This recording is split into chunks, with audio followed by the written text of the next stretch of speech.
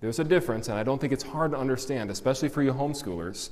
Even though they say we're uneducated, it cracks me up. The homeschoolers just happen to score the highest scores in all the tests across America. The homeschoolers just happen to become the best scientists that are out there. Albert Einstein, all these guys were homeschoolers, and yet people are like, oh man, they're sheltered. They don't really know what it's like. Well, they may not know what sin is necessarily. They may be innocent to certain sins, but you know what they're not innocent to? Science.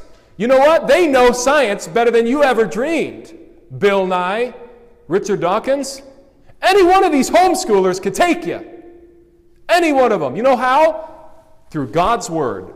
You say, oh, that's too simple. Well, you know what God's Word says? God's Word says that there was once a flood that you deny, Bill Nye. You deny it. Even though we've discovered fossilized seashells up on the peak of Mount Everest. Oh, but that's not evidence for a global flood. Well, what is it then? In order for something to fossilize, it has to be buried quickly, and it has to be, for something to be fossilized on top of Mount Everest, it had to have gotten there, especially if it was a sea creature, it would have had to have been up there at some point, which means the water level would have had to have been there. They don't have an answer.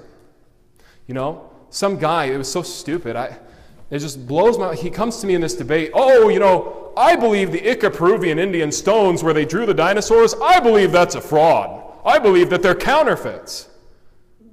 I'm thinking, wow, you're discrediting over 5,000 Ica-Peruvian Indians that saw these creatures?